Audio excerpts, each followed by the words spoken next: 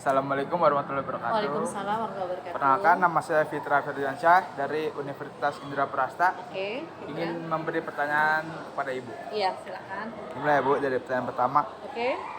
Metode apa yang sering digunakan Bapak atau Ibu guru dalam mengajar? Untuk metode yang digunakan dalam mengajar pastinya kita bervariasi ya. Yang paling sering itu kita pasti kalau mengajar itu harus menggunakan metode yang membuat anak bisa bergerak, seperti misalnya kita berdiskusi, bisa dalam bentuk problem based learning atau misalnya project yang intinya selain guru menyampaikan materi harus bisa juga membuat siswa itu aktif. Nah, salah satunya melalui diskusi, presentasi dan lain-lain seperti itu. Lanjut ya Bu. Pertanyaan kedua, bagaimana Bapak atau Ibu melakukan penilaian terhadap kegiatan pembelajaran yang dilakukan siswa?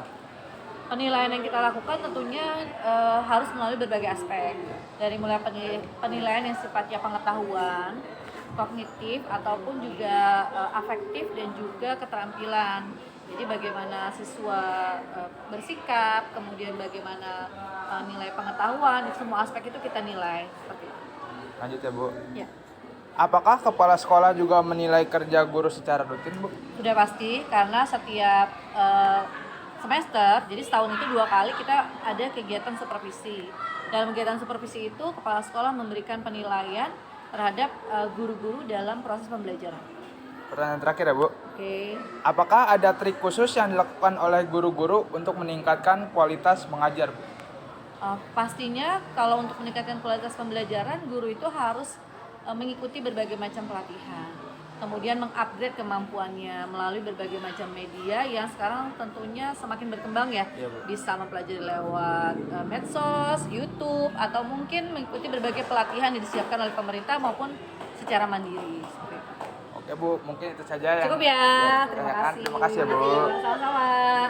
Bu, Assalamualaikum Bu, selamat pagi. Kami dari mahasiswi dari Universitas Indra Prasta PGRI izin melakukan wawancara dengan Ibu. Pertama-tama perkenalkan, nama saya Nur Hayati Koida dan ini rekan saya namanya Bu Setiawati. Oke. Di sini kita mau wawancara tentang RPP ya Bu. Oke, boleh. Pertama saya mau tanya Bu, apakah semua guru wajib membuat RPP baik yang bersertifikat maupun yang tidak bersertifikat Bu? Iya, jadi RPP itu kan rancangan pembelajaran ya, rencana pembelajaran. Itu wajib untuk semua guru.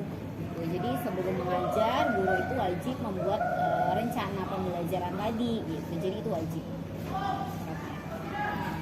Pertanyaan kedua, bagaimana Ibu membuat RPP? Apakah dibuat per hari atau per bulan atau per semester, Bu? Kalau RPP kita buatnya di awal tahun. Biasanya boleh 1 semester, boleh langsung 1 tahun gitu. Jadi sekalian. Tapi nanti ketika kita mau mengajar, kita bisa ngecek kembali, misalnya perlu ditambahkan apa, itu bisa. Tapi di awal sudah membuat dari awal rencana 1 tahun seperti apa, atau minimal 1 semester. Untuk pertanyaan selanjutnya, apakah kepala sekolah mengecek RPP yang Ibu buat? Betul. Jadi tentunya itu kan sifatnya administrasi. Itu pasti dicek dulu sama kepala sekolah, kemudian ditandatangani gitu, dan pastinya dicek. Seperti itu. Selanjutnya, apakah RPP yang dibuat itu sudah sesuai dengan standar kompetensi dan kompetensi dasar pada tiap pelajaran, Bu? Iya. Jadi RPP yang dibuat itu pasti mengacu kepada standar kompetensi dan kurikulum yang berlaku gitu. Jadi misalnya setiap mapel itu kan punya standar kompetensi inti dan sebagainya. Nah, itu harus menyesuaikan itu gitu. Termasuk ketika kurikulum terbaru, kurikulum merdeka, kita harus menggunakan CP yang sesuai juga. Baik Bu, untuk pertanyaan kelima, apakah RPP merupakan hasil karya guru sendiri yang tidak copy paste dari RPP tahun sebelumnya atau dari guru lainnya? RPP-nya ya pastinya buat sendiri ya gitu. Jadi setiap guru itu membuat RPP masing-masing gitu. Walaupun misalnya ada MGMP yang memberikan contoh, tapi itu cuma contoh gitu. Nanti kita yang mengembangkan sendiri atau membuatnya sendiri seperti itu. Selanjutnya, apakah RPP yang dibuat tiap periode itu sama atau berbeda atau seiring perkembangan zaman? Pastinya kurikulumnya aja berbeda ya, itu udah pasti merubah dari format RPP tersebut. Kemudian untuk karena kurikulumnya berbeda, pasti nanti kalau standar kompetensinya beda, capaiannya juga berbeda. Kemungkinan materinya sama, tapi nanti akan berbeda setiap tahunnya. Misalnya di tahun ini menggunakan media apa gitu kan, yang berbasis IT, nanti tahun depannya misalnya yang berbeda. Jadi setiap tahunnya itu ada perkembangan tentunya dari RPP itu.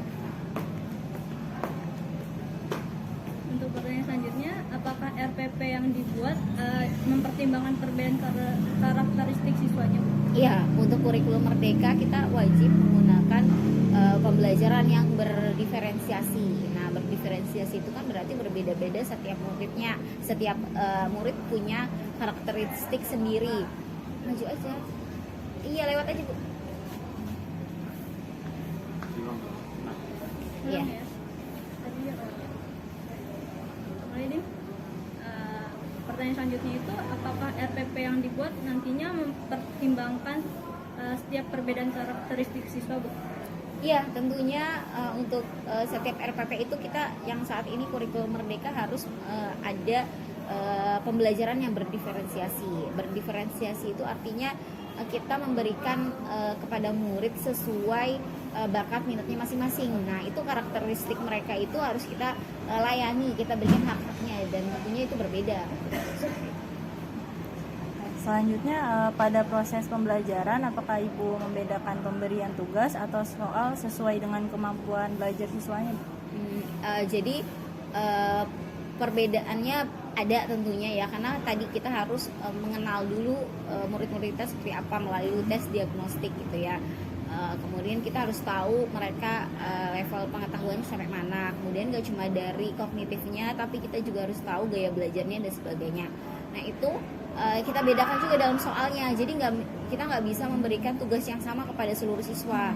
Kita harus bedakan, bisa dari konten, kan perbedaannya bisa dari konten itu tadi. Kalau yang level anaknya yang sudah cerdas itu level kontennya lebih tinggi dibanding anak yang masih di bawah gitu pengetahuannya. Nah, itu dari konten. Kemudian bisa juga dari gaya belajarnya gitu kan. Kemudian juga bisa dari tugas tadi, produk. Kalau tugas kan bisa bentuk produk ya, hasilnya produknya bisa berbeda-beda gitu. Kalau misalnya anak ada yang suka menggambar, bikin puisi dan sebagainya, itu boleh. Baik, Bu. Pertanyaan selanjutnya itu, bagaimana Ibu memotivasi siswa? Ulang aja coba, biar enak kamu ngomongnya. Berikutnya, bagaimana Ibu Nah, mau motivasi. Ulang coba, biar nggak kepotong di situnya. memotivasi? Oke. Ulangi. Berikutnya, bagaimana Ibu memotivasi siswanya agar mau berpartisipasi aktif dalam kegiatan pembelajaran di sekolah? Oke. Jadi maju aja biar orang lihat.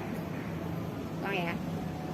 Jadi tentunya dalam pembelajaran kita harus memberikan banyak motivasi pada siswa agar siswa itu tidak malas-malas, tidak bobo saat pembelajaran gitu ya. Mereka tetap aktif. Cara memberikan motivasinya ya dengan media yang digunakan. Pertama, kita harus mencari media yang dekat dengan siswa, bisa dengan IT, bisa dengan lagu, bisa dengan permainan seperti itu. Itu juga bagian dari membangkitkan semangat siswa. Kemudian diberikan pemahaman bahwa kita belajar semua mapel gitu ya, ada manfaatnya gitu. Jangan sampai mereka berpikir misalnya bahasa asing nggak akan digunakan, nggak. Jadi kita harus memberikan motivasi secara pemahaman. Kemudian juga dari pembelajaran di kelas medianya juga diberi bagian dari motivasi tersebut. Ada lagi? Udah ya. Sekian mungkin Bu dari pertanyaan kita. Sekian. Itu saja. Terima kasih. Terima kasih Ibu. Untuk waktunya, maaf mengganggu waktu Ibu juga. Mungkin Ibu ada keperluan lainnya karena membantu tugas kita, Ibu jadi keganggu.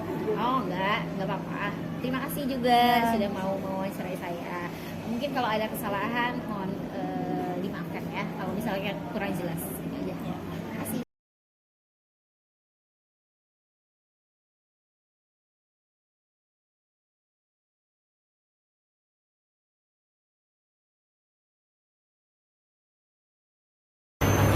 Defeat.